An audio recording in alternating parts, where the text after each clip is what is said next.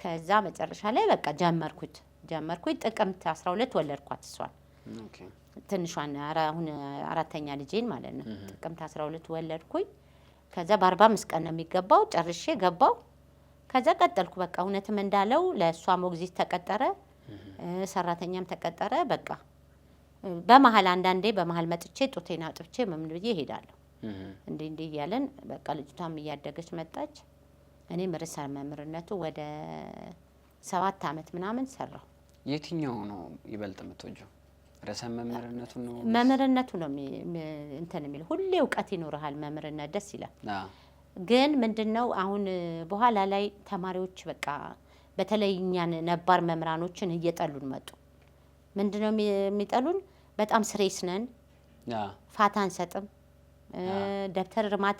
ደብተር ማርክ ፊርማ ቆጥረን ነው ኮኛ ደብተር ማርክ የምንሰጠው በቃ በየቀኑ የተፈረመውን ቆጥረን ማለት ነው ፊርማችንን ቆጥረን ቀኑን ቆጥረን ምናምን በቃ ስሬስ ነው የምንሆንባቸው ያን ጊዜ በቃ ልጆቹ የሚፈልጉት ወጣቱን ነው ችላሚለው ወጣቱ በቃ ከወጣቱ ጋር ነው ለቀቅ ያለ አይነት ነገር ነው እንትን የሚለው እሱ ደግሞ እኔን ይጎዳኛል በጣም ነው የምለፋው ውጤታማ ካልሆንኩ እስቲ ደግሞ ወደ መምህርነቱ ወደ ርዕሰ መምህርነቱ ልሞክር ብዬ ገባሁ እውነትም ሞከርኩት ጀመርኩ ርዕሰ መምህርነቱን ሰራው ማለት ነው 7 አመት ሰራሁኝ በምክትል ርዕሰ መምህርነት መማር ማስተማሩ ላይ ማለት ነው በጣም አሪፍ ከዛ በኋላ ምንድነው ያደረኩት ርዕሰ መምህርነቱን ደግሞ መልቀቅ ፈለኩኝ ደግሞ ሌላ ደግሞ እስቲ ከዛ በላይ ደግሞ ኃላፊ በሆን ብዬ እንደው በዋና ርዕሰ መምህር ተወዳድሬ ነበር በዛን አመት ተወዳድሬ ሁሉ አልፍ ያለው ርዕሰ መምህር ልሆን ማለት ነው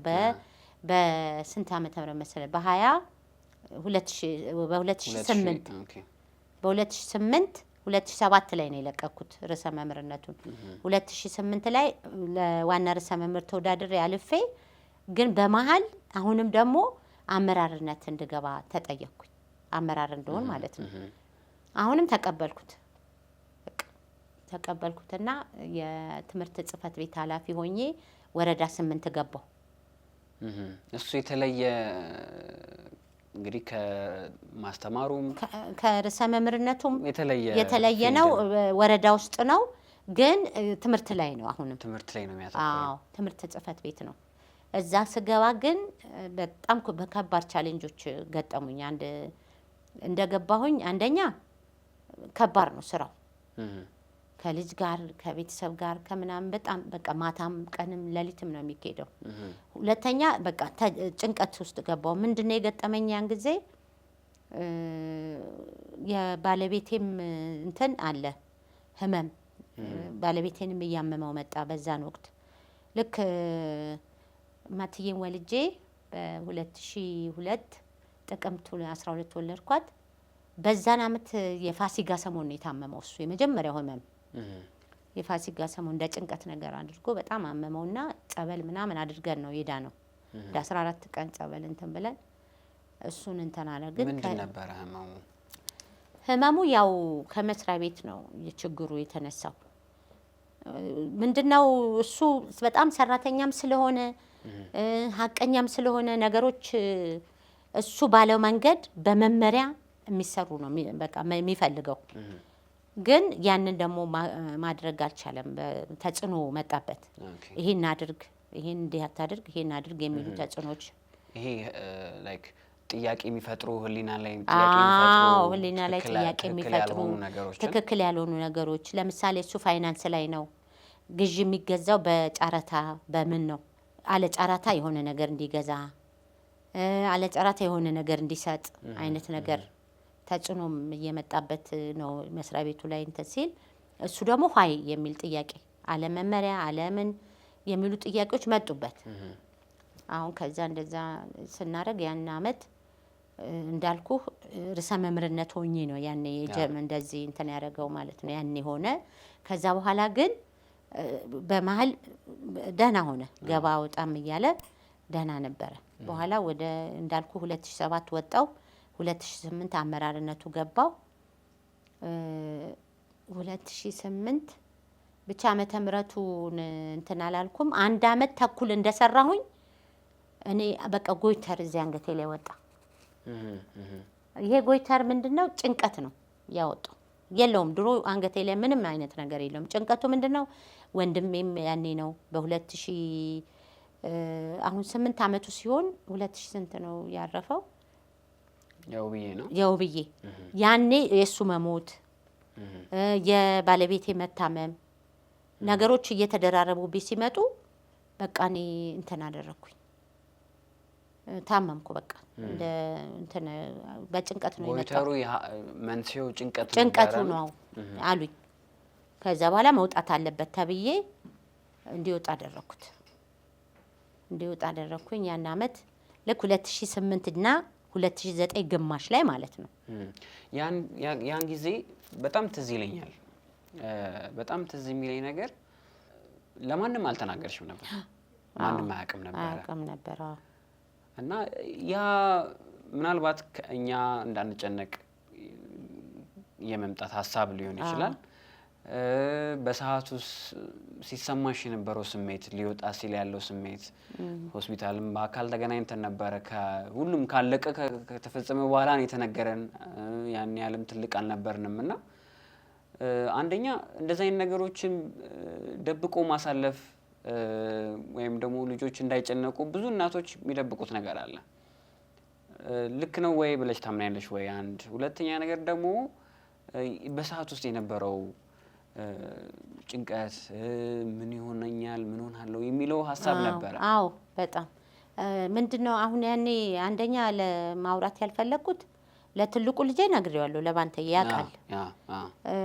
ምርመራውን አደረኩ ፕሮሰስ እያደረኩ ነበረ። ተመርምሬ ጨርሼ ለኦፕሬሽን ቀነ ቀጠሮ እየጠበቅኩ ነው፣ ደውሎ እስከሚጠሩኝ ማለት ነው። ልክ እንቁጣጣሽ ጳጉሜ ውስጥ ነው የጠሩኝ። ጳጉሜ 2 ተጠራሁ። አሁን ጳጉሜ 2ን አማከርኳቸው በዙሪያ ያሉ ጓደኞቼን፣ እንዲህ ጠርተውኛል፣ እንዴት ላድርግ ስላቸው ይሄንንማ ሚስ ማድረግ የለብሽም ሲሉኝ፣ እሱ አሁን ያኔ እየታመመ ነው፣ ቤት ነው ያለው፣ እያመመው ነው። ስራም አቆሟል። ስራም አስቆመውታል። ያስቆሙትም በሁለት መስመር ደብዳቤ ለሁሉም 8 ሰዎች እድሜያቸው ወደ 48 አመት የደረሱትን በወጣት እንተካለን በሚል ያችን ደብዳቤ ሰጡት። ልክ ያችን ደብዳቤ ሲያገኝ እሱ በጣም በቃ እንትን አረገ፣ ሾክ ዳረገ። በቃ ራሱ አንደኛ ያልጠበቀው ነገር ነው። ሁለተኛ በጣም የስራ ሰው ነው። ስራ በጣም ነው የሚወደው። እረፍት እኮ አይወጣም። እኛንም እንደዛ ነው የቀረጸ ማለት ትችላለህ። እህቶቼን፣ እኔን፣ ሁሉንም ማለት ነው። የታመመ ሰው እኮ ሲክሊቭ ይዞ እንኳን ቤቱ አይቀመጥም። በአንድ ቀን ወይ በሁለተኛው ቀን ስራ መግባት አለብን። ከዛ ያንን ምንድን ነው ያረኩት ነው በቃ ዋይ ለምን ይሄን ተደረገ ነው። እኛ ደግሞ አንተ ብቻ አይደለህም፣ ሁሉም ነው እንደዚህ አይነት አሰራር ነው የመጣው። ወጣቶችን መተካት የሚል አሰራር ነው የመጣው። ስለዚህ አንተ ሌላ ቦታ ገብተህ መስራት ትችላለህ ነው። ግን አንድ ያኔ የማትየን ስወልድ የነበረችው ጭንቀትም ያችም አለች። አሁን ከዛ ግፊት አለ፣ መድኃኒት እየወሰደ ነበር ያን ጊዜ። አሁን በዛን ወቅት በፍጹም እንኳን እንዲህ አይነት ጭንቀት ነግረኸው በቃ ሌሎች ትንንሽ ነገሮቹ ራሱ የቤተሰቦቹ ያስጨንቀዋል፣ የኛ ዘመዶች በቃ የማያስጨንቀው ነገር የለም። ስለዚህ አለመቀበል ነው። እሱ አልተቀበለውም፣ በቃ ምንም አልተቀበለውም። ከዛ ግን ያንን ብነግረው ደግሞ ይብሳል። አንደኛ ይታመምና እኔም ሳልሰራ ቀራለሁ። ህመሙ ደግሞ እየባሰ ነው የኔ እንትኑ እየጨመረ መጣ። ይሄ አንገቴ ላይ ለመልክ ወይንም ለእንትን ብዬ ሳይሆን ይሄ ስሮቼን እያያዘ መጣ። ስሩ ላይ እና ህመም ራስ ምታት ምናምን የሆነ ነገር የለኝም፣ ግን ስተኛ ነው የሚያፈነኝ። ስተኛ በቃ ንቅ ያደርገኛል፣ መተንፈስ አልችልም። ቀን ስሰራ ውላለሁ። ቤትም የቀረውበት ጊዜ የለም፣ እዛው መራሩነቱ ላይ ማለት ነው። ቤትም ማኔጅ አደርጋለሁ፣ እዛም እሄዳለሁ። በጣም እንትን አደረገኝና በወቅቱ ግን በዙሪያዬ ብዙ ሰዎች አሉ፣ ያው የሚያግዙኝ ማለት ነው። ለምን በደህና ጊዜ ያስቀመጥኳቸው አሉ። እህቶቼን አስተምሬያለሁ፣ የእሱን እህትና ወንድም አስተምሬያለሁ። በጣም ጥሩ ሰራተኛ ነበረችኝ። በጣም በቃ ይሄ በደህና ጊዜ ያስጠጋኋቸው ሰዎች በጣም ያግዙኝ ነበረ። በጣም ከዛ ለሱ መንገር አስፈላጊ አይደለም አልኩ፣ በቃ ወሰንኩ። ግን አንገቴ እንደ ድሮ ነው እለዋለሁኝ ብዙ ጊዜ። ኧረ አይደለም እየጨመረ ነው ይለኛል። ግን ታከሚ አይለኝም፣ ምንም አይልም፣ ዝም ነው የሚለው። ከዛ ያን ዕለት አሁን ሲጠሩኝ ለባንተዬ ነው የነገርኩት። ባንተዬ እንደዚህ እንደዚህ ተብሏል፣ እንግዲህ በቃ አንተ ነህ ትልቅ፣ የልጆቼን ነገር ግን አደራህን ምናምን አልኩት። አሁን ስለው አዘነ፣ በቃ እሱም ተጨነቀ። ምንም አትጨነቅ፣ አትፍራ፣ እኔ በቃ እግዚአብሔር ካለ መትረፍ እተርፋለሁ፣ ካላለ ደግሞ የእግዚአብሔር ፍቃድ ነው፣ ምንም መጨናነቅ የለብህም ምናምን አልኩት። የእሱም አለ የእሱ አሁን አንደኛ ነው የፈራሁት፣ እኔ በዚህ ህመም ላይ ነኝ፣ እሱ በሽተኛ ነው። እንዴት ነው የምችለው? ልጆቼስ እንዴት ነው ተምረው ጥሩ ሆነው የሚወጡት ከዛ ቤት ነው? ለእናንተ የማላወራው ትምህርት ቤት ናችሁ፣ ከትምህርት ቤት ስትመለሱ ትሄዱ ያለው ነገር አለ። ስለዚህ ስለኔ እሱም ታሞ ቤት ሆኖ እሷም ታመመች ብላችሁም ሌላ ችግር ውስጥ እንዳገቡ ነው የደበቅኩት ማለት ነው። እሱ ግን ትልቅም ስለሆነ በቃ ማወቅ አለበት ብዬ ለሱ ነገርኩት። ለእናቴ እንኳን አልነገርኳትም። ሄድኩኝ። በቃ ሲሄድ በቃ ነገ ጠዋት አለ ምግብ አለ ምንም ነይ አለኝ ዶክተሩ። ምንም ችግር እንደሌለው ነገረኝ። ምንም በቀላሉ የሚወጣ ነው ያንቺ፣ ምንም ችግር የለውም ምናምን አለኝ። እውነትም ይለያያል። እኔ አሁን አንደኛ አይተካም፣ ሁለተኛ የምወስደው መድኃኒትም የለም። ምንም አይነት መድኃኒት አልወስድም። አዎ። ከዛ ሄድኩኝ፣ ተሰራሁትና በሰላም መጣሁ ወደ ቤት። እሱም ተጠርቶ ነው የተነገረው። እንዲህ ነው፣ ምንም አልተናገረም። ደህና ነሽ ወይም ምንም አይለኝም። በቃ እሱ ያው የራሱ እንትን ነው። ለምን እንዳልነገርኩትም ይገባዋል። በቃ በውስጡ የያዘውት ነገር አለ ማለት ነው። አዎ አለ። ከዛ ታክሜ ገባው። የአመራርነቱ ነበርኩኝ ያኔ። ከዛ በኋላ እግሬን በቃ ስቀመጥ እግሬንም እኔም የሆነ ህመም ይሰማኝ ጀመር። ከዛ በኋላ ነገርኳቸው ለኃላፊዎቹ። እንደዚህ ኦፕሬሽን እንደሆንኩኝ ያወቁ፣ ጠየቁኝ ቤትም መጥተው። ከዛ መጨረሻ ላይ ግን ይሄን ስራ መቀጠል አልችልም አልኳቸው። ምክንያቱም አንደኛ ቤት ያለው እሱ ህመም፣ ሁለተኛ የኔ ህመም፣ እኔም ራሴን ትሪት ማድረግ አለብኝ። ስለዚህ ማቆም ነው ያለብኝ አመራርነቱ ስላቸው፣ በቃ ስራ እንድመደብ ምናምን ተጠየቀ። ከዛ በኋላ በቃ ወደ መምህርነቴ እንዲመልሱ ይፈልጌ ነበር። ግን ያን ጊዜ አይቻልም፣ ሌላ ጽህፈት ቤት ትገቢያለሽ ተባልኩኝ። እሺ ብዬ ጠበቅኩ። ወደ 9 ወር ምናምን ጠበቅኳቸው። ለምን 2009 ጥር ወር ላይ ነው የገባሁት። እነሱ እዚህ ሌላ ቦታ ደግሞ ተመደብኩ። ኮሚኒኬሽን ላይ መደቡ። ትመጭልኛለሽ እሱ ጋር እንትን ለምሳሌ ብዙ ጊዜ ህይወታችን ውስጥ ያልጠበቅነው ውሳኔዎች ወይም ደግሞ ክስተቶች ያጋጥሙናል። አባ ላይም የተከሰተው ነገር ይሄ ነው። በቃ ጨርሶ ፈጽሞ በአንድ መስመር ሄደሽ ውሳኔው በሌላ መስመር የመጣብሽ ሲሆን ለማመንም ይከብዳልና እንደው በሰዓቱ ወይም እሱ ቢያረገው ቢችል ብለሽ መታሰቢው ወይም ደግሞ አንቺም ወይ በሱ ቦታ ማንም ሰው በሱ ቦታ ቢሆን ምን ማድረግ አለበት ብለሽ ታስቢያለሽ? እንደዛ አይነት ነገሮች ሲከሰቱ እኔ ምንድነው የሱ እንደዛ መሆን እሱን በህይወት ማቆየት ነው እኔ የፈለኩት። በወቅቱ ምንድነው ብዙ ነገሮች ይጎሉብኛል። አለመስራቱ ገቢ ይጎላል አይደለ? ሰላም ማጣቱ ለኔም ሰላም አጣሁ። በጣም ደስተኛ ሆነን የኖር ነው። ኑሯችን ጥሩ ነው። ደስተኛ ቤተሰብ ነው ይዤ የመጣሁት። ሌሎች እህቶቼን ወንድሞቼን የሱን ሳስተምር ኖሬ እነሱ ቦታ ይዘው ሄደው የኔ ልጆች ሲደርሱ ይሄ መፈጠሩ በጣም ነበር ፊል ያደረኩት። ተሰምቶኛል በጣም። ምክንያቱም ልጆቹን ሳያሳድግ ዩኒቨርሲቲ ሳይገቡ ሳይሉ እንደዚህ አይነት ችግር መፈጠሩ በጣም አዘንኩ በወቅቱ፣ በጣም ከሚገባው በላይ ማለት ነው። ግን እንዳልኩ ወደ እምነቴ ነው በቃ እንግዲህ መድኃኒዓለም አንተ ይህንን ነገር ለእኔ ስተኛል አይደለ? ከሰጠኝ ደግሞ የምችለው አድርገው። በተለይ ወንድሜ ሲሞት በጣም ነው ያዘንኩት። እሱ እየታመመ ነው እሱ የሞተው ድንገት። እሱን እያስታመመን እያገዘኝ አንቺ እኛን ቅቤ ስጋ ስታበይ ኖረሽ አንቺ ምንም ማጣት የለብሽም ብሎ ሽንኩርት ገዝቶ የሚመጣልኝ ወንድም ነበረኝ። ከዛ በመሀል እሱ እንደዛ ሆነ። እሱ ያ እንደዛ ከተፈጠረ በኋላ የዚህኛው ደግሞ እየባሰበት መምጣት እኔን በጣም ነው ይጎዳኝ። መልኬ እስከሚቀየር ድረስ በቃ ይሄ ያንገቴ እብጠት እስከሚመጣ ድረስ ማለት ነው። ከዛ ምንድነው ማድረግ ያለብኝ? የምችለውን ስጠኝ። መድኃኒዓለም በጣም ተማጸንኩት አስችለኝ። አሁን ራሱ ወደ ኋላ ሳስበው እንዴት ነው የቻልኩት ብዬ ነው የማስበው። በቃ ማንም ሰው በሽታውን ራሱን አያውቁትም። እስቲ ስለ በሽታው ንገሪኝ። ማለት እና ምናልባት ብዙ ሰው እንደዚህ አይነት ሁኔታ ውስጥ ሆኖ ምን ማድረግ እንዳለበት ላያውቅ ይችላል። እሱ ምንድነው አንደኛ የአእምሮ ጭንቀት ነው የጀመረው አይደለ? ጭንቀቱ ወደ ሌሎቹ በሽታዎች ተዛመዱ። ይሄ ኤክሊፕሲው መጣ የሚጥለው። ልክ ማትጌን እንደወለድኩ ጊዜ እንደ ጭንቀት ነገር እንደጀመረው አካባቢ ዝም ማለት ጀመረ። ዝም ብሎ ብሎክ ያደርጋል። ዝም ብሎ እያፈጠጠ አያወራም። ብትነካውም እንትን አይልም። እንደዛ እየጀመረው ሲሄድ ያ ጭንቀቱ እየባሰ ሲሄድ እንትኑም መጣ እንዲጥለው ጀመር። እንደውም ቢሮ ውስጥ ሁሉ ወደቀ ይሉኛል። እንደዚህ የሆነ ያሉ ይሉኛል። እንደዛም ሲሉኝ እኔ በቃ በጣም ወደ ሕክምናውም ወደ ጸበሉ ወደ ምንም እያረኩኝ የተቻለኝ ሁሉ ነው የሞከርኩት። በእምነቴም እየለመንኩት እግዚአብሔርን። ግን እሱ ሊረዳኝ አልቻለም።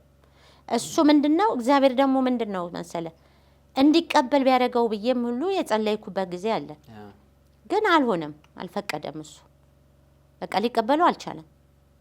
በቃ እኔ አሁን ምንድነው ከዛ በኋላ ማድረግ እንትን ያልኩት አሁን ብዙዎቹ ጓደኞቹ አሉ እንዲህ ይላሉ፣ እንዴት እንደው ይሄ ሁሉ ስራውን ትቶ ደሞዙን እንደዚህ አድርጎ ቤት ሲቀመጥ እንዴት ዝም ብላ ተቀበለችውም የሚሉ አሉ። እንዴት በቃ ማለት ወይ ስራ መስራት አለብህ ወይ የሆነ ነገር። እሱ እኮ ተይዟል፣ ታሟል። እኔ እንደውም ማድረግ ያለብኝ መስመር እንዲገባ ካውንስሊንግ ስሰጥ ነው ማረፍደው እኮ። እንደዚህ ነው ተው ቢረሳው፣ ሌላ ስራ መስራት ትችላለህ። ይሄንን እኮ ቢያበሩህ አንተ ብቻህን አይደለም የተባረርከው፣ ሌሎችም ሰዎች አሉ። ለምንድን ነው እንደዚህ የምትሆኑ? በፍጹም አይሰማም። ግን መለስ ይላል፣ ያድራል፣ ሰላም ያድራል። በቃ እንደዚህ ማታ ዲስከስ ካረግን ብሎ ከተቀበለች ያድራል በደንብ። ከዛ በኋላ ግን በቃ እየባሰበት ለምን እንደዚህ ሆናለሁ በቃ እያለ እንኳን ከዛ በላይ እንደዚህ አይነት ነገሮች ትተህ ለሰዎች ነው የሚጨነቀው። ለታመመ ሰው እኮ የሚጨነቅ ነው። በቃ ሰው ጓደኞቹ ታመው ከተነገረው አንተ ትሰለቻለህ። በቃ ባለቤቱ ይሰለቻል ስልኩ ሲደውል፣ እንዴት ሆነ፣ ምን መድኃኒት ተሰጠው፣ ምን አደረገ። በቃ እንደዚህ አይነት ባህሪ ነው። በቃ ይሄ ለሰው የሚጨነቅ ሰው ራሱ ላይ ሲመጣ ደግሞ ምን ያህል እንደሚያስጨንቀው እንግዲህ አስበው። እና ከዛ በቃ መጨረሻ ላይ ግን ይሄ የሚጥለውም እየበሰ መድኃኒቱ የሚወስደው አሁን ዶክተር አለው በጣም በቃ ትሪት ያደርገዋል። ድሮ የሚያውቀው ማለት ነው ዶክተር ያሬድ እዚህ ቤተል የነበረው ማለት ነው። ድሮ የነሱ መስሪያ ቤት እዚህ ምን የሚባል መስሪያ ቤት ነበረ። እዛ በመታራ ሰዎች ሲታከሙ ነው የሚያውቀው እሱ። በእንትን ያሳክሙ የለ የሪፈር የተደረጉትን ያሳክማሉ ድርጅቱ። ከዛ ፋይናንስ ኦዲት እንትን ብር የሚከፍለው ምናምን እሱ ስለሆነ ብዙ ጊዜ ከሰውየው ከነሱ ጋር ግንኙነት አለው እና በጣም በቃ ታሪኩንም ያውቃል። የመታራ ስኳር ፋብሪካ ያለው ሁኔታም ያውቃል። ስለዚህ በጣም ትሪት ያደርገዋል። በቃ በየወሩ ይዤ እሄዳለሁ፣ አብረን ነው የምንሄደው። በጣም ይመክረዋል፣ በርቺ ይለኛል። እኔንም በቃ በጣም በቃ ሞራል ነው የሚሆነኝ ብታይ። እንዴት ነው የምትሰሚው ግን ሌሊት ብድግ ይላል በቃ ተነስቶ። ይሄን ሁሉ ልጆቹ እንዳያውቁ ነው አሁን እንትን የማደርገው ነበር። በተለይ አሁን ባንተዬ ነው እንጂ እናንተን ስኑቴም በደንብ ነው የምታውቀው። ግን ያንን እንዳሰሙ ምን እንዳትሉ ቀን ምንድነው የማደርገው? ስራ ቦታ ሄዳለሁ፣ ስራዬን እሰራለሁ፣ እመጣለሁ። ስመጣ እታጠብና ልብሴን ለብሼ ምግብ እበላለሁ። እዚቹ ሶፋ ላይ ተኛለሁ። እሱ ቴሌቪዥን እያየ ያመሻል። ከዛ በኋላ 4 ሰዓትም 5 ሰዓትም አምሽተን እንተኛለን። ከዛ እኔ እነቃለሁ፣ ጠብቀዋለሁ ማለት ነው። ወይ ተነስቶ እንዳይሄድ ወይ እንዳይጥለው፣ እነዚህ ነገሮችን እየጠበቅኩኝ። ስለዚህ አሁን ቀን እየሰራሽ? አዎ ቀን ስራዬን ትቼም አላውቅም። ከዛ በኋላ ማታ ደግሞ ያው እጠብቃለሁ። ሊወድቅብኝ ይችላል ወይ ከፍቶ ሊወጣ ይችላል። በቃ እነዚህ ነገሮችን እየጠበቅኩኝ እንዴት ነው የምትነጪው ይለኛል። እንዴት አለፍሽው ያን? እንዴት እኔ ራሴ በቃ ወደ ኋላ ሳስበው በቃ እግዚአብሔር ነው መቻሉን የሰጠኝ። አንድ ሁለት ደግሞ እንዳልኩህም በዙሪያዬ ብዙ ሰዎች አሉ፣ እህቶች አሉ፣ የሱ ቤተሰቦች አሉ፣ እህት ወንድሞች፣ እንደገና ደግሞ ሰራተኛ ያለች። በቃ እንዳለ የቤቱን ጣጣ እነሱ ናቸው የሚችሉት። በቃ እኔ ማቅረብ ብቻ ነው። ያንንም አንደኛ ጡረታውን አስከበርን ተሯሩጠን። የሱ ጡረታ አለ ኦልሬዲ ደሞዙ 2 አመት እንደውም አለ ደሞዝ በእኔ ደሞዝ ብቻ ነው የቆየ ነው የአገልግሎት ሰጡት። እሱንና ጡረታውን አስከበርን። ከዛ 13 አመት ነው ቤት ውስጥ የተቀመጠው። በመሀል ሻል ሲለው ወይ ደግሞ እንትን ሲል ከዛ ደግሞ ትንሽ መለስ ሲልለት እንደዚህ በቃ እኛም ተስፋ ስናረግ በመሀል ሕክምናውንም ይዘን ወደ ጸበልም ያልሄድንበት ጸበልም የለም። ያልተሞከሩ ነገሮች የሉ። በቃ ያልተሞከሩ ነገሮች ሕክምናውን ብትልም የጸበል ቦታን ብትል እስከ ዘብር ገብርኤል የሚባል አለ። እሱ እንደውም 2 ጊዜ ሄደን ለውጥ ነበረው። ግን በኋላ ጊዜውም ጥሩ አልነበረም። እዛ ያለው ነገር አልተመቻቸልንም፣ ሳንሄድ ቀረን። እሱም በቃ ተስፋ እየቆረጠ ምን እያለ መጣ እና መጨረሻ ላይ ያው አልሆነም። በቃ ብቻ በጣም አሁን የማይጸጽተኝ ነገር ምንድነው በቃ የምችለውን እቁብ ሁሉ እየገባሁኝ እቁብ ነው የምገባው። ከወጣልኝ እቁቡ አንድ ሕክምና እሄዳለሁ። ሲቲ ስካን ብትል ምን ብትል ምንም ነገር በቃ ጭንቅላቱ ፊዚዮቴራፒ ራሱ የሆነ ጊዜ ስትሮክ በቃ ከሱ በፊት ስትሮክ የመጣበት ጊዜ ነበረ።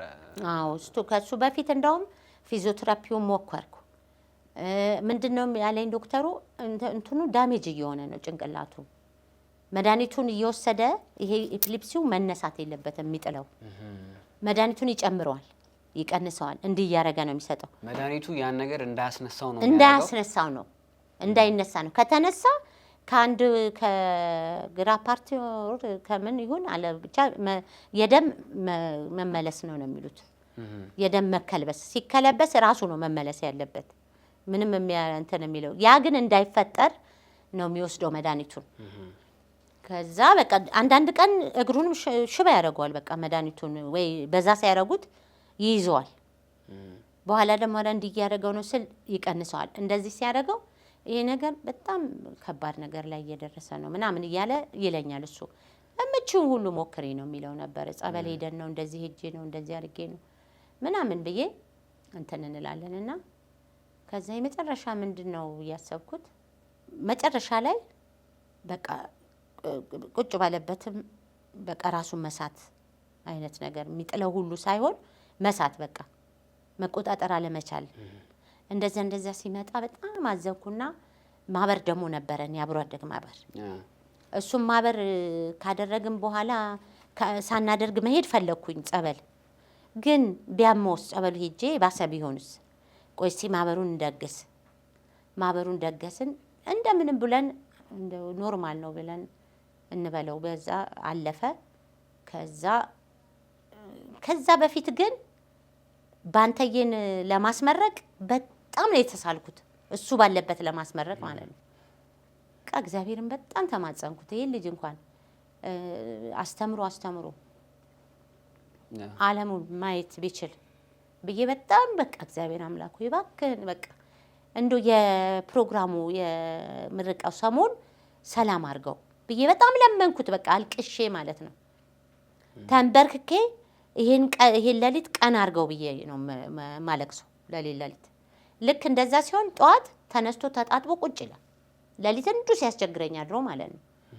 እዛችሁ በተቀመጠችበት ሄጄ ስራዬን ሰርቼ እመጣለሁ እኔ በጣም በሚገርም ሁኔታ በቃ ያ ደግሞ እንደዛ መሆኑ ደግሞ ቤት ገብቼ አለቅሳለሁ። በቃ ቀጥታ ወጣና ላይ መኝታ ቤት ገብቼ በቃ ስቅስቅ ብዬ ለምን እንደዚህ ታደርገዋለህ? ስንት ነገር ስንት ሰው ስንት ጫንቃ ከላው ላይ ተሸክሞ የኖረ ሰው እንዴት እንደዚህ ይሆናል ብዬ በጣም ነበር ማዝነው። ግን እግዚአብሔር በቃ ጽናቱን ነው የሰጠኝ።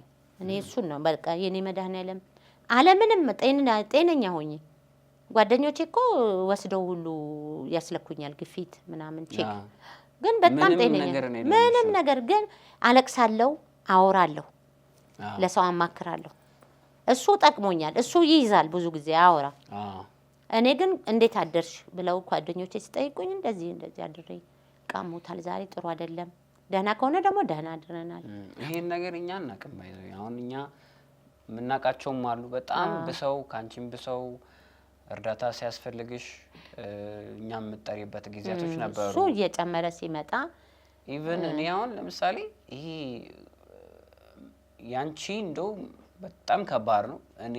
እኔ ራሱ የሚሰማኝ ስሜት ያኔ ይሄ ነገር መጠራቱ መነሳቱ በጣም የተለመደ ጊዜ ገና ስቲ ነው ተነስቺ የምንመጣው በቃ ዲዲዲ ብለን ነው የምንመጣው እና በእኛ ደረጃ ራሱ ምንም ሳናቅ በትንሹ ይሄን ያህል ተጽዕኖ ኖሮብን ይሄ አንቺ ደግሞ አብረሹ እየኖርሽ ቀን ያስተማርሽ በጣም ትልቅ ነገር ነው የታለፈውና ይሄ በጣም ትልቅ እግዚአብሔርም ለዚህ ነው እንግዲህ ብርታቱንም ጽናቱንም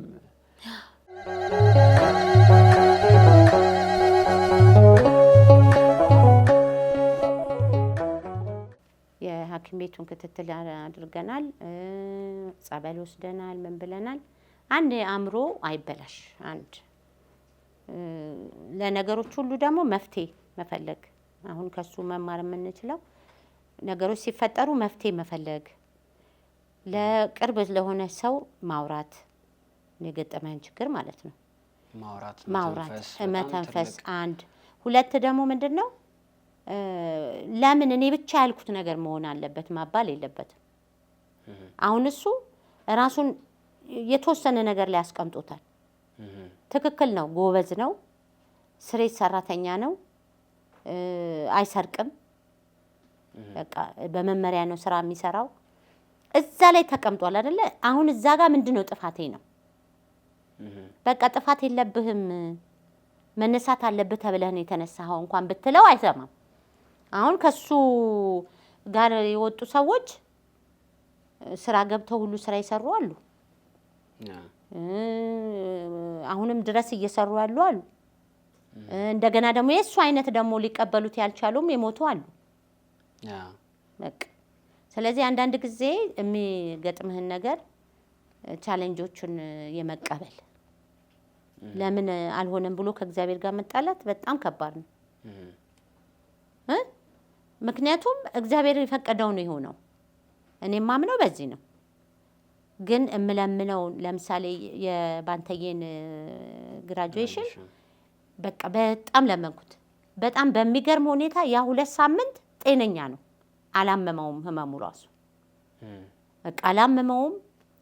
እንዴት ይሄ ሁሉ ድግስ ምናምን ሲለኝ ሁሉ ነኝ ምንም አልሰማሁትም። በቃ በራሴ ነው እንትን ያደረኩት የምችለውን ሁሉ አድርጌ ማለት ነው።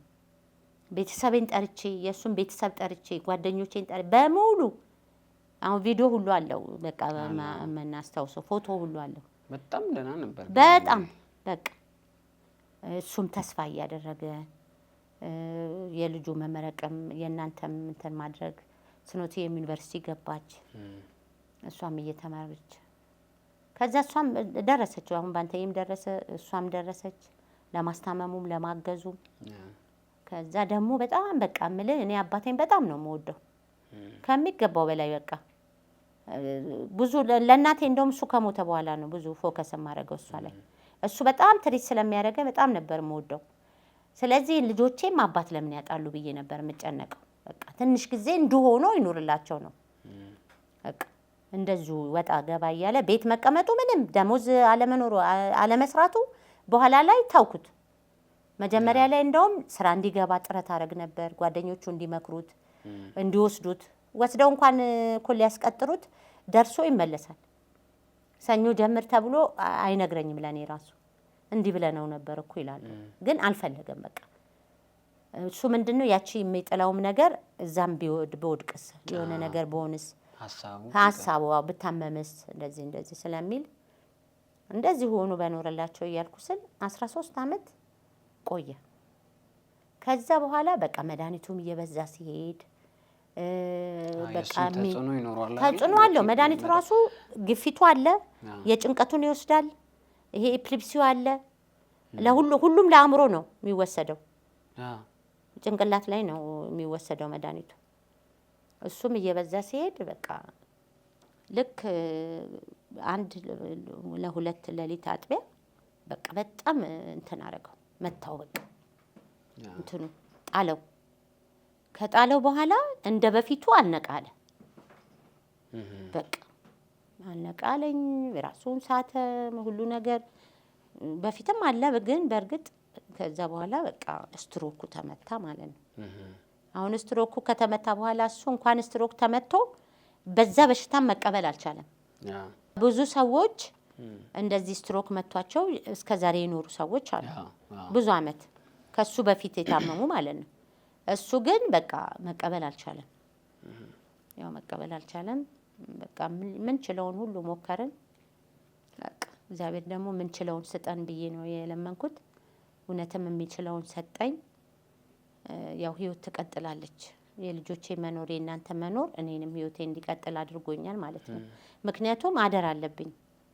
አሁን እሱ እንደዛ ኩትኩቶ ያሳደገችውን ልጆች እኔ ደግሞ ተቀብዬ ብቻዬን የሆነ እሱን የጀመረውን ዳር ማድረስ አለብኝ። ስለዚህ ምንድነው ራሴን ማጽናናት፣ ጤነኛ መሆን፣ እንደገና እኔ በሽተኛ ሆኜ እናንተን እንድትጎዱ ሜዳ ላይ እንድትቀሩ ማድረግ የለብኝም የሚለውን ሁሉ አስባለሁ። በቃ ያንንም ስለማስብ ነገሮችን እየተውኩ በቃ እግዚአብሔር የፈቀድከው ነው ያረከው። ጥሩ ኑሮ አኑረህኛል። ደስተኛ ነበርኩ በትዳሬ። ተከባብረን በፍቅር ነው የኖርነው። እንኳን ከኛም አልፈን ብዙ ቤተሰብ ሰብስበን ያኖርነን። ስለዚህ አሁን ደግሞ በቃ እኔ እንድችል አድርገኝና ልጆቼን ላሳድግ የሚል ነው። እግዚአብሔር ይመስገን በጣም ጤነኛ ነኝ። እግዚአብሔር ይመስገን የተባረኩ ልጆች ሰጥቶኛል። በቃ አንድ የመጨረሻ ማንሳት የምፈልገው ነገር እንግዲህ ለስንት አመት ነው በትዳር አብራችሁ የኖራችሁት? 31 አመት። ያው ባንተዬን በ25 አመቴ ነው በቃ አንድ ላይ መኖር የጀመርነው። በዚህ በ31 አመት ውስጥ በቃ ትዳር ትልቁ ሚስጥር ምንድነው ብለሽ ታስቢያለሽ? ትልቁ ሚስጥር ያው በቃ እኔ ማለት ቢረሳው ማለት ነው። ቢረሳው ማለት ደግሞ እኔ ማለት ነኝ። እኔ እኮ አጥፍቶ እንኳን እንዲህ እኮ አድርጌያለሁ ይቅርታ አድርጊልኝ ብሎኝ አላምነውም ነበር። እራሱ የነገረኝም ማለት ነው። ለአእምሮዬ አላሳምነውም። ምክንያቱም እንዳልጠላው ወይ የሆነ ክፍተት እንዳይፈጠር ማለት ነው። ያን ያህል ነው ትዳር። ስለዚህ ትዳር ሚስጥር ነው በቃ አጠቃላይ። አሁን ለምሳሌ አሁን እኔ ከቢረሳው ጋር የሆነ ችግር ቢፈጠርና ያን ችግር በቃ አውጥቼ ወይ ለልጆቼ ወይ ለእናቴ በነገር እናንተ ናችሁ የሚከፋችሁ። እኔ ነገ እኮ ላይከፋኝ ይችላል ወይ ከሱ ጋር እንትን ልል እችላለሁ። ስለዚህ ያ ሁሉ ነገር አይወራም ለቤተሰብ። አሁን እኔ ከሱ ጋር አብሬ ስኖር ሳይደነቃቀፍ ቀርቶ አይደለም፣ ግን ብዙ ነገሮችን እየተውክ ነው። ብዙ ነገሮችን አብላጫው ነገር ጥሩ ከሆነ ያንን ነገር እንደ በቃ ዝም ብለህ ነው የምታልፈው። እንደዛ ካልሆነ ደግሞ ሊቀጥል አይችልም። ለዛ እኮ ነው የሱ ውለታ ደግሞ እኔን በቃ ችዬ ያ ሁሉ ነገር እንዳሳልፍ አደረገኝ። ያው የእግዚአብሔር ነው ይሄም በቃ መድኃኒዓለም እሱ ራሱ ነገሮችን ያመጣበት ምክንያት ሊኖር ይችላል። እሱን ደግሞ በዚህ እድሜው ሊያሳጥረው የቻለው የራሱ ነገር ሊኖረው ይችላል። ምክንያቱም ብዙ ቻሌንጆች አልፈናል። አሁን ከዛ በኋላ ወደ ኮቪድ መጣ። አሁን ይሄ ያለው ኮንዲሽን ጥሩ አይደለም። ለሱ የሚመቸው ነገር አይደለም። እኛ ምንችለው ሊሆን ይችላል፣ ለሱ ግን የሚችለው አይደለም ነበር። እንኳን ኮቪድ ሰው በሽታ መጥቷል ከቤት አትውጡ ተብሎ እንዱ የሚጨነቅ ሰው ነው ተፈጥሮ።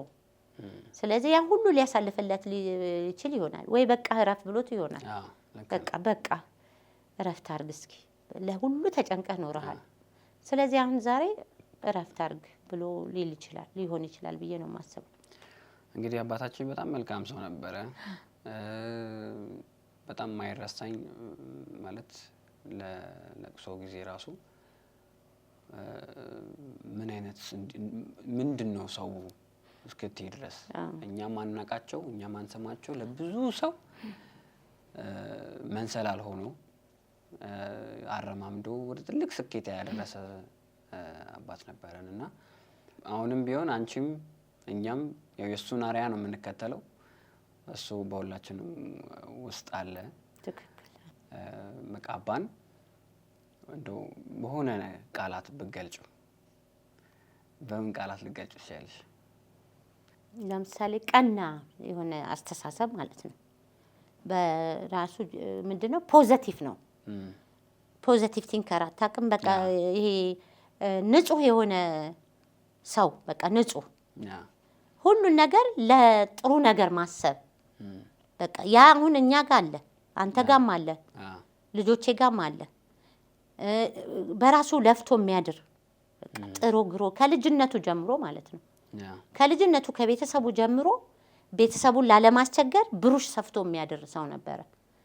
ብሩሽ የጫማ ብሩሽ ይሰፋና ይሸጥ ነበር እሱን ይነግረኝ ነበር እና እናንተም ያ ነው አሁን እናንተ ላይ የሚያየውት ያለውት ከሰው ተቀባይ መሆን ሳይሆን ጥራችሁ ግራችሁ ማግኘትን የምትፈልጉ ናችሁ ለሰው ደግሞ ያላችሁ ንጹህ ነገር በቃ ጥሩ አመለካከት በተቻለ መጠን ሰውን ለመርዳት የሚያደርገው ጥረት እና ከባድ ነው በአንድ ቃል መግለጽ አይቻልም እሱ አዎ ሁሉ ነገር በሱ ውስጥ ያለው ነገር ያለው ከዚህ በፊትም ባንተዬ ጋር ያለው ቁጣው አለ አንተ ጋርም አለ ስኖትዬ ጋር ዝምታው አለ በቃ ይሄ ዝምታውን ግን እንድትተው ነው የምፈልገው ነው አሁን ሼር ማድረግ አለባት እላለሁ ያ የሱ ባህሪ አለ ስሬስነቷ ነገሮችን አርቃ ማየት ለስሮቿ ትኩረት መስጠት እንዲህ ያለን እንግዲህ ጨዋታችንን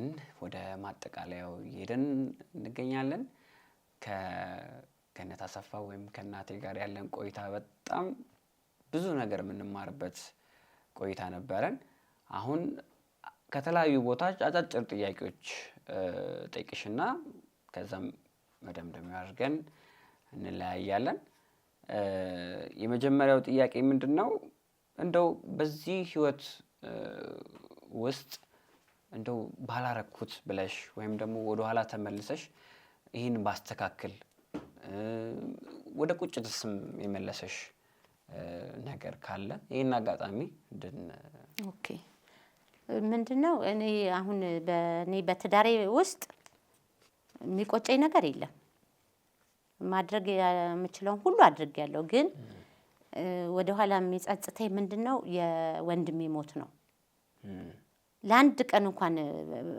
እንትን ብለው ባስታመመው ድንገተኛ ሞት ነው ሐሙስ አግኝተነው አርብ ነው የሞተብንና ለህይወቴም ለትዳሬም እሱ ባለቤቴም ከታመመ በኋላ ለልጆቼም ብዙ መስዋዕት የከፈለልኝ ስለነበረ አንድ ቀን እንኳን ባስታመመው ብዬ የሚቆጨኝ የሚጸጽተኝ ነገር እሱ ነው በቃ አንድ ቀን እንደ ባለቤቴ ማለት ነው እኔ እንደውም እሱ ስትሮክ የመታው ጊዜ በቃ የውብዬ ሞት እንዳይሰጠው ነው ያልኩት ስትሮኩን ሲመታው ያኔ በሂደት የታመማቸው ነገሮች አሉ እነሱን ችለናቸዋል እየወጣም እየገባም ስለሆነ ስትሮኩን ከመታው በኋላ ግን በለቱ እንዲሞት አልፈለኩም በቃ እግዚአብሔርን በጣም ለመንኩት እንዳገላብጠው እንዳስታመመው አድርግልኝ ብዬ ለመንኩት ከዛ እውነትም 4 ወር አስታመን ያው ህይወቱ አለፈ እሱ ግን ያኛው ግን በቃ አንድ ቀን እንኳን እንተሳለለው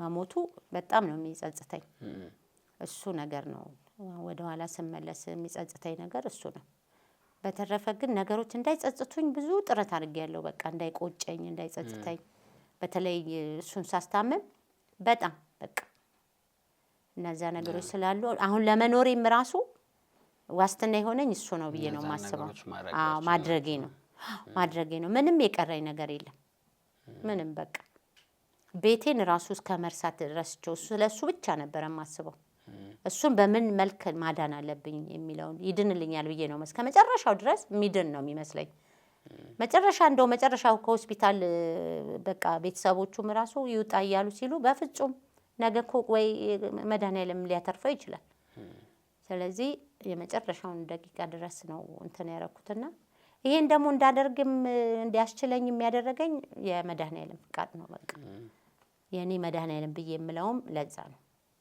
በጣም አሪፍ። ወደ ሁለተኛው እንሂድ። አዎ ይቻላል። እንግዲህ ማለት በህይወት እስከምንኖር ድረስ ወይም ደግሞ እየኖርን እስካለን ድረስ የተለያዩ ውሳኔዎች በህይወታችን ውስጥ እንወስናለን። እነዛን ውሳኔዎች ከምን አንፃር ነው አይተን መወሰን ያለብን? ለምሳሌ አንድ ሰው የሆነ ነገር ውሳኔ ሲወስን ምንን ማስቀደም አለበት መጀመሪያ ብለሽ ታስቢያለሽ? ኦኬ፣ በትዳር ውስጥ ነው አንተ አሁን እንትን የምትለው የምትወስናቸው ነገሮች በአጠቃላይ ምንድነው? አቅምን ማየት አለበት አንደኛ። ኢኮኖሚካሊም የምትወስናቸውን ነገሮች ስትወስን እኮ አቅሜ ይችላል ወይ ብለህ ነው የምትወስነው። ማድረግ የምትፈልገው ነገር ካለ እንኳን መነጋገርን፣ መተማመንን፣ በቃ መወያየትን እሱ ማስቀደም አለብን። በቃ ውሳኔ ላይ ከመድረሳችን በፊት ከራስ ጋራም ቢሆን ይሄ ቢሆን እንዲህ ብዬ ባደርግ እንደዚህ አይነት ችግር ሊገጥመኝ ይችላል ይሆን እንደዚህ ሊሆን ይችላል ይሆን ብለን አለመቸኮል፣ ለውሳኔ አለመቸኮል ነው በቃ የመጀመሪያው። እሺ አሁን ምንድነው የምናደርገው? ብዙዎች ከላኩት ውስጥ የተወሰኑትን የምስጋና ጽሁፍ አነብልሻለሁ። ከማን እንደተላከ ትገምቻለሽ? እሺ እሺ የመጀመሪያው በመጀመሪያ ስለ ትልቋ እህቴ ሁለተኛዋ እናቴ ከመላው ቤተሰቦቿ ጋር ከጤና ጋር ረጅም እድሜ እመኝልሻለሁ። ለኛ ቤተሰቦች ያደረግሽው ተዘርዝሮና ተመልሶ ተከፍሎ የማያልቅ ነው።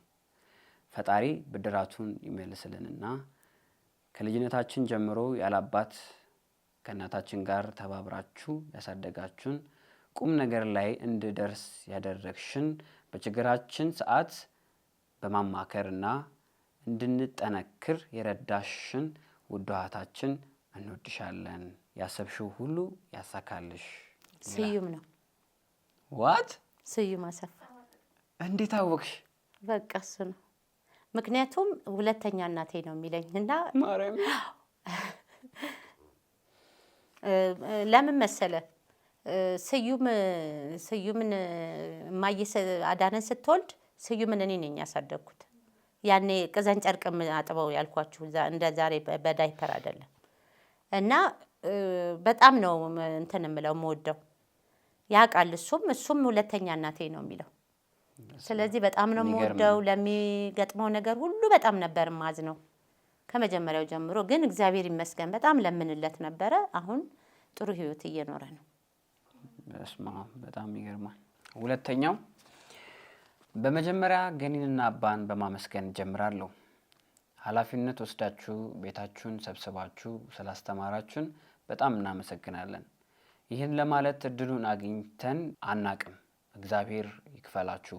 በጣም እናመሰግናለን። አባን ነፍሱን በገነት ያኑርልን። ገኒ ለኔ የህይወት ትምህርት ቤት ነሽ ብል ይቀለኛል። በተለይ አሁን በጣም አንቺ ተደርጊያቸውና ትያቸው የነበሩ አረፍተ ነገሮችና ቃላቶች ሳይቀሩ አግኝቻቸዋለሁ። እናም በህይወቴ ውስጥ እየተጠቀምኩባቸውም እገኛለሁ። በአጠቃላይ ማንነቴ ላይ መሰረት ከጣሉ ሰዎች መካከል ዋናዋ አንቺ ነሽ። ለዚህም በጣም አመሰግናለሁ። ስራ ላይ ያለሽ አቋም ቀጥታ ከወሰድኳቸው መካከል አንዱ ነው። በተለይ እትዬ ያለችሽን ያስታወሽ መስራት እንደሚያስከብር እየሰራሽው ወይም ተግባሩን እያደረግሽ አስተምረሽናል። አብረን የምንውላቸውን ሰዎች መምረጥ እንዳለብን በተለይ ለልጆች አስተዳደግ ብዙ ተምሬያለሁ። እግዚአብሔር ይመስገን እህቴ ሆነሽ በመፈጠርሽ እንዲሁም ከጥንካሬሽ ብዙ ተምሬያለሁ። ነገሮች ሊያልፉ እንደሚችሉ እና መፍትሄ መፈለግ አስተምረሽናል። ጠንካራ ሰራተኛ በመሆንሽም በራሷ የምትተማመን ኩሩ ሴት በመሆንሽ እኛም እንድንጠነክር እና ህይወትን እንድንጋፈጥ አድርገሻል። ገኒ የኔ ውድ እህት ስላንቺ ብዙ ማለት እችላለሁ እንዳይንዛዛብኝ ብዬ ነው እንጂ ያው ያንቺም ታውቂያለሽ ምን ያህል እንደምናከብርሽና እንደምንወድሽ። እግዚአብሔር ጤናን ሰላምንና ፍቅርን ከረጅም እድሜ ጋር ሰጥቶሽ ሐሳብሽን የምታሳኪበት በልጆችሽና በእኛ እንድትደሰቺ የሁል ጊዜ ጸሎቴ ነው። ውብ አለም ነች። አንድ ድል ሰጥሻለሁ። ቅድስት ትሆን ከሁለት አንዷ በቃ ቅድስት ወይ ውባለም ነች የምትሆን። ቅድስት ናት። ቅድስቴ ነች በቃ። እንዴት አልሽ? እሱን እምልህ ያው ሁለቱም አብረው ነው ያሳደግኳቸውም ያሳለፍነውም አብረን ስለሆነ ከሁለት አንዱ በቃ ይሆናሉ ብዬ ነው፣ ወይ ውባለም ወይ ቅድስት። ቅድስት ናት የላከችው። በጣም ደስ ብሏት ነው ይህን ጥያቄ ስላሳቀርብላት በጣም ደስ ብሏት ነው ይህን ነገር ያለችው። እሺ ትልቋ እህቴ ስላረግሽልኝ ነገር ሁሉ አመሰግናለሁ። እመቤቴ ተጠብቅሽ፣ ረጅም እድሜ እመኝልሻለሁ። ቤዛ ነች። ቤዛ ናት። ምክንያቱም እሷ አብራኝ ስላልኖረች ስለ እኔ ብዙ የምታወራ ነገር ይኖራታል ብዬ አላስብም። እነዛ ግን ስላስተማርኳቸው ያውቃሉ። ሁሉ ብዙ ነገሮችን ከውስጥ ወስደዋል። ስለዚህ ጥሩ ነገር ነው የእሷም እንትን ያደረገችው። እናቴ በህይወትሽ ያሳየሽኝ ምሳሌ የማረሳው አይደለም። በሀገር፣ በቤተሰብ፣ በጭንቀት እና በደስታ ውስጥ ብርቱ ሆነሽ እኔም ራሴን ባንቺ አማካኝነት እያጠነከርኩ እስካሁን መቀጠል ቻልኩ። አንቺ ማብቂያ የሌለው ውሃ ነሽ። በእውነት እጅግ አመሰግናለሁ። እኔ ሁሉን ከአባቴና ከአንቺ ተማርኩ። አባቴ ከህይወት ሂደቱ ቢለየኝም ፍቅራችሁን ባንቺ ውስጥ እኔ አሁንም አስቀምጣለሁ። ተስፋ፣ ኃይል፣ ትዕግስት፣ ሞገስ ያንቺ ህይወት የሚያሳይ ነው። ባንተዬ ነው።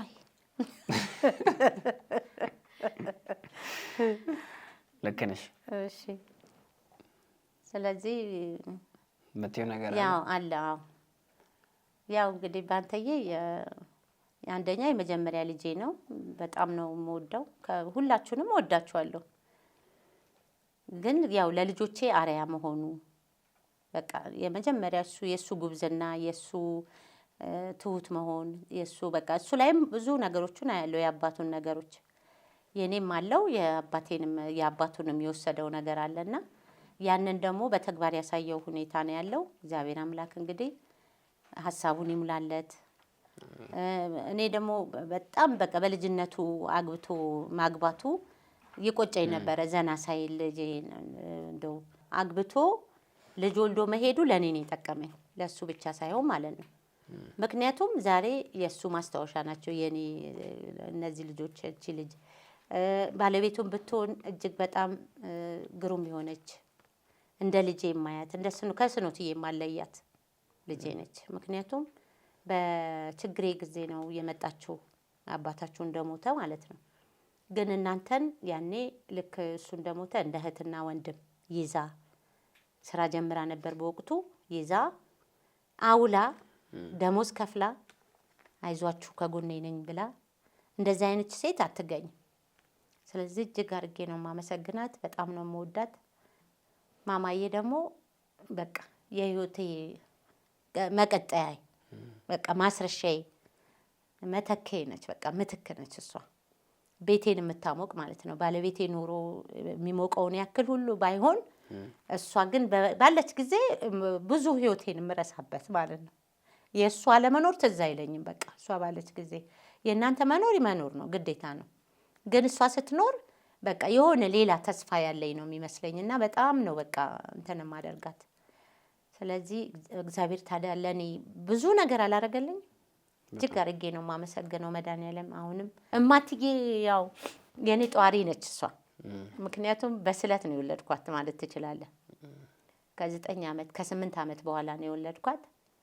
እጅግ አድርጌ ነው የምወዳትና ወደፊትም ደግሞ እሷ ነች ቀሪ። እናንተ ያው በትዳርም በምንም ስትወጡ እሷን ነው እንትን የማደርገው። ትምህርቷን ይግለጽልኝ፣ ትልቅ ደረጃ ትድረስልኝ እንደናንተ። ዋናው እሱ ነው። እወድሻለሁ፣ በጣም ነው የምወድሽ። ምክንያቱም እንኳን ተወለድሽልኝ። እሷ ባትወለድ ደግሞ ዛሬ ብቻዬን ነበርኩ ማለት ነው። ስለዚህ የሁሉ ማስረሻዬ ነች። በቃ የአባቷ ማስረሻ ነች። ስለዚህ ይሄን ነው የምለው። እንግዲህ የህይወት ተሞክሯችንም የህይወት ታሪክሽንም በዚህች ያው በጣም ብዙ የተውናቸው ነገሮች አሉ። በጣም ብዙ ሰዎች ጥያቄያቸውን አድርሰዋል። በተዘዋዋሪ መለሰሻል። እኛም በጣም ደስተኞች ነን። ምክንያቱም የዚህ ፕሮግራም ዋና ዓላማ ምንድነው? ቤተሰቦቻችን ሆነን ሌሎች አለኝ የምንላቸው ሰዎች ለኛ ምን አይነት ተጽዕኖ እንዳደረጉ በህይወት እያሉ ማመስገንና መነገር ስላለባቸው ነው። ምክንያቱም ብዙ መልካም ሰዎች ሳንነግራቸው መልካምነታቸው ሳይወደስ አልፈዋል። ያ ነገር እንዳይቀር በማለት ነው ይሄን ፕሮግራም ያዘጋጀነው። ስለዚህ አንቺም በኔ ስም በሌሎች በወንድም በእህቶችሽም ስም በልጆችሽም ስም ከልብ አድርገን እናመሰግናለን። ህይወትን በቀላሉ እንድንመራ ስላረግሽን እናመሰግናለን። ያም የሆነበት ምክንያት እንዳልሽው አስተዳደጋችን ህይወትን በቀላሉ ችግሮችን እንድንፈታ ጥረት እንድናደርግ አንድ ደረጃ ከፍ ብለን እንድንታይ ስላደረግሽ አሁንም ከልብ እናመሰግናለን። እንግዲህ እድሜያችን እስከፈቀደ ድረስ አንቺን ለማስደሰትና አንቺን የምትፈልጊውን የህይወት ዓላማ ጫፍ ድረስ እስክትደርሺ አንቺንም ለማስደሰት አንቺን ለማኩራት እኛም እንሞክራለን እናደርጋለንም። እንግዲህ እግዚአብሔር እድሜ ጤና ፍቅር ጨምሮ ይስጥልን። አሜን። ለኔም ብዙ ነገር ነው ያደረግሽልን። እኛ እዚህ መቆማችን ለማንነታችን መቀረጽ ትልቁና ዋንኛው ምክንያት ያንቺና ያንቺ ቤተሰብ ነው። ስለዚህ ሰዎች እንግዲህ ብዙ ነገር ከዚህ ይማራሉ ብዬ ተስፋ አደርጋለሁ። ፕሮግራማችንን እንግዲህ በዚህ ብንቋጭና ግን ደግሞ አንቺም ማመስገን የምትፈልጊው ማለት የምትፈልጊው እንደው ብለው ደስ የሚለኝ ነገር የምትይው ነገር ካለ በይና እድሉን ሰጥቼሽ። እሺ አመሰግናለሁ። በተለይ ይሄን ፕሮግራም ስትለኝ በጣም በቃ አንደኛ ምንድነው በቃ አስፈላጊ አይደለም ብዬ ነበር ያሰብኩት። ግን አሁን ፕሮግራሙን እንትን ስናደርግ በጣም ደስተኛ ነው የሆንኩት። ምክንያቱም ለካ ይሄም ውስጥ ያለው እንደዚህ በቃ እኔ በየዋህነት ያረኳቸው ነገሮች እግዚአብሔርን አምኜ እዚህ በደረስኩባቸው ነገሮች ሰዎችን ማስተማር የሚችል ነገር ነው ወይ ብዬ በቃ ለራሴ ራሱ ቁጭ ብዬ ዜጋ አሁን ለካ ሌሎችም ሊማሩበት ይችላሉ የሚለውን ነገር አስተምሮኛል። በጣም አድርጌ ነው የማመሰግነው። እግዚአብሔር ይስጥልኝ፣ ትልቅ ደረጃ ደረስልኝ። አሜን። በተረፈ ደግሞ እኔ እግዚአብሔርን የለመንኩትን ነገር ሁሉ ነው እያደረገልኝ ያለው። በተለይ በልጆቼ በቃ እግዚአብሔር አምላክ ሆይ አደራህን ተምረው በቃ ቁጭ እንዳይሉብኝ ሰርተው ራሳቸው የጥረው ግረው እንዲያገኙ አድርግልኝ። የሰውን እጅ እንዳያዩብኝ በቃ የሰውን ነገር እንዳይመለከቱ አድርግ። ልክ አባታቸው እንደሚያደርገው እንዲሆኑልኝ እመኝ ነበርና እግዚአብሔር ደግሞ ምኞቴን ሰጥቶኛል። አሁንም መጨረሻውን ያሳምርልኝ። የራሳችሁን ነገር አግኝታችሁ ትዳር ይዛችሁ ደግሞ የልጅ ልጆቻችሁን እንዳያርገኝ ሐሳባችሁን ይሙላላችሁ። መድኃኒዓለም በጣም በቃ የምለምነው ይሄንን ነው። ሀገራችንን ሰላም ያደርግልን እና መጨረሻውን ያሳምርልን የሚል ነገር ነው የምለው። በተረፈ ግን ቤተሰቦቼ ከጎኔ የነበሩ በችግሬ ጊዜ የሚያግዙኝ እነሱንም እጅግ አድርጌ ነው የማመሰግነው። እናቴን በተለይ አሁንም ረጅም እድሜ ይስጥልኝ። ገባች ወይ ወጣች ወይ ደህና ነች ወይ በቃ እስካሁን እንደ ልጅ እያየችኝ በልጆችሽ አግኙ ትለኝ ነበርና አሁንም በልጆቼ እያገኘው ነው። እኔ በቃ ስራ ትምህርት ጨርሳችሁ ስራ እስከምትይዙ እንኳን ያለውን ነገር ጊዜ አልሰጣችሁትም። ምክንያቱም በቃ እኔም አንድ ብቻዬን ነኝ፣ አባታችንም የለም፣ እሷን ማገዝ አለብን ብላችሁ በራሳችሁ ታለንት ጥራችሁ ግራችሁ አንድ ቀን ታክሲ ሳትቀበሉኝ በመስራታችሁ እና እዚህ በመድረሳችሁ እጅግ በርጌ ነው በጣም ደስ የሚለኝ። በተለይ ስኖትዬ በቃ ማለት አርያ ነች በቃ ለአንተም ባንተዬም እንደዚሁ ባንተዬ የመጀመሪያው ባንተዬ ነው። በቃ እሱ ያው ስራ ይዞ ስለወጣና ትዳርም ስለያዘ ያው የራሱ ነገር አለው። ከሱም የወሰዳችሁት ነገር አለ። ግን ስራ በሌለበት ዘመን መቀጠር በማትችሉበት ዘመን ምን እናድርግ? አሁን ቅጥር የለም ምንም ማድረግ አንችልም ብላችሁ መቀመጥ ትችላላችሁ። ግን የራሳችሁን ነገር ፈጥራችሁ እዚህ ደረጃ ላይ በመድረሳችሁ እጅግ አድርጌ ነው ማመሰግናችሁ። አሁንም እግዚአብሔር አምላክ ሐሳባችሁን ይሙላላችሁ፣ ጤናችሁን ሰጥቶ ሁላችሁንም እጅግ አድርጌ ነው ማመሰግነው። ረጅም እድሜና ጤና ይስጥልኝ ለሁሉም ማለት ነው። በአካባቢ በዙሪያ አጎቶቼ ማናክስቶቼም ወንድሞቼ እንደ ወንድም የማየው ደምረው ተፈሪ በጣም እጅግ በጣም በቃ እንዴት አደርሽ እንዴት ዋልሽ ምን እያረግሽ ነው ብሎ የሚጠይቀኝ ለሱም እድሜና ጤና ይስጠው። በቃ ልጆቹን ጥሩ በቃ ጥሩ ቦታ ላይ ነው ያሉት። አሁንም በልጆቹ ያገኘው ሌሎቹም ወንድሞቼም ሁሉም ቢረሳው እህትና ወንድሞች ሁለቱ እኔ ጋር ተምረው ስራ ይዘው ነው እንትን ያደረጉት። አሁንም ስቲል አብረውኝ ናቸው ማለት እችላለሁ። እንደ ልጆቼ እንዴት ሆንሽ በምን ወጣ ምን ወረደ እያሉ እየተከታተሉ ልጆቼንም እየተከታተሉ እኔንም እየተከታተሉ አብረውኝ እንዳሉ ነው የምቆጥረውና እጅግ አድርጌ ነው የማመሰግናቸው እነሱንም። ለነሱም ቢሆን ያው እድሜና ጤና ይስጣቸው በልጆቻቸው ያገኙት። በቃ እኔ ብዙ ከጎኔ ያሉ ሰዎች አሉ። ብዙ በዙሪያዬ አሉ ካልኳቸው ሰዎች ደግሞ ታለም አለች ማረሳ ቤተሰቤ ነች። በቃ እዙ ተምራ ስራ ይዛ አሁን ትዳር ይዛለች።